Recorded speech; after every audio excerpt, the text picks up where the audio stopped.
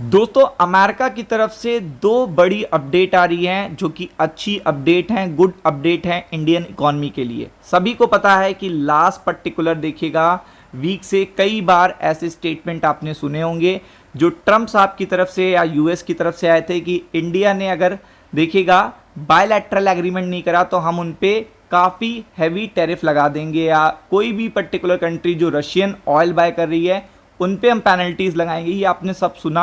और आपने देखा, फिर अचानक से स्टेटमेंट आए, फिर देखिएगा सीधा लेटर आपको देखने को मिला इंडिया पे 25% के देखिएगा टैरिफ की बात तक आ गई और उसके बाद स्टॉक मार्केट गिर गया। तो अब यहाँ पे देखिएगा एक रिपोर्ट आई है और आप देख सकते हैं, ये रिपोर्ट आप जाके पढ़ सकते हो गूगल पे। तो ये रिपोर्ट देखिएगा क्या कह रही है, ये इंपॉर्टेंट है। इसके बाद एक स्टेटमेंट भी दिखाऊंगा जो देखिएगा ट्रम्प साहब की तरफ से आया है, वो भी बहुत इंपॉर्टेंट है। जिस कारण से प्रेशर आया, अगर वहीं से कोई पॉजिटिव आउटकम्स आ रहे हैं तो वो चीज़ें देखिएगा स्टॉक मार्केट को तुरंत देखिएगा इम्पैक्ट करती हैं। तो डोनाल्ड ट्रम्प का जो टैरिफ लगा है उसको देखिएगा सही तरीके से अभी नरेट या एक्सप्लेन नहीं किया गया है कि किस सेक्टर में कितना असर पड़ेगा, कितना एक्सपोर्ट पे असर पड़ेगा, कौन से प्रोडक्ट देखिएगा ज़्यादा या कौन से सेक्टर ज़्यादा देखिएगा इम्पैक्ट करेंगे। तो अभी इसको एक्सप्लेनेशन नहीं दिया गया था, लेकिन इस रिपोर्ट में बताया गया है कि यहाँ पे जो इम्पैक्ट है वो नेग्लिजिबल इम्पैक्ट है according to this particular report. आप देख सकते हो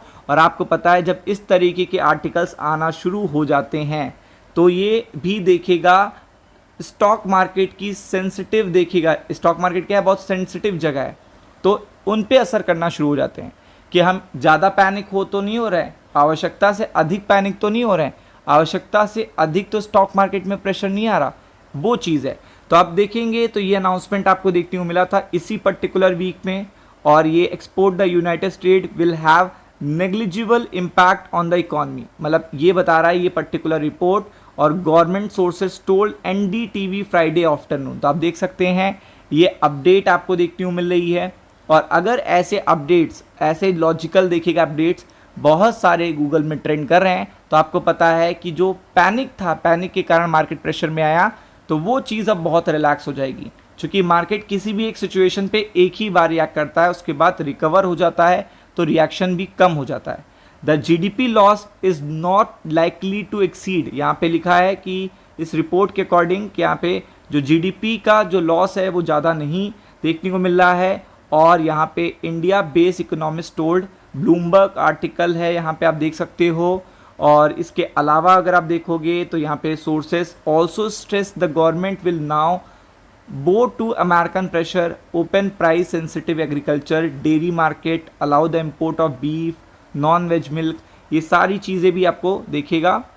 गवर्नमेंट के लिए बेटर ही हुई हैं। फिर अगर आप यहाँ पे देखेंगे the government will also act to secure national interest, इसकी भी बात चल रही है कि यहाँ पे प्रेशर में आके कोई काम नहीं करना है। फिर अगर आप देखेंगे तो डोनाल्ड ट्रम्प का रिएक्शन क्या आया है, मतलब वो पहले तो चीज़ें करते हैं, फिर उन्होंने पहला रिएक्शन तो दे दिया, मार्केट में प्रेशर भी आ गया, फिर उसके बाद उन्होंने डेडलाइन बढ़ा दी, जो 1 अगस्त से होने वाला था अब वो देखिएगा डेडलाइन बढ़ गई है, अब अगले हफ्ते मतलब इसी हफ्ते के एंड में आपको देखने को मिलेगा, तो ये बढ़ गया, तो ये प्लस पॉइंट आया। सेकेंड प्लस पॉइंट अब वो अपने आप से निकाल लेते हैं कि हमने कहीं सुना है, डोनाल्ड ट्रम्प ने क्या कहा, हर्ड इंडिया में stop buying oil from the Russia. अब आपको पता है कि इंडिया अमेरिका बहुत सालों से फ्रेंडशिप में है, दोस्त है, तो आपको भी पता है कि यहाँ पे कहीं ना कहीं ये जो गुड स्टेप बताया जा रहा है, कि ये बताया जा रहा है कि मुझे लगता है कि अब वो रशियन ऑयल नहीं करेंगे, बाय नहीं करेंगे या समथिंग जो भी,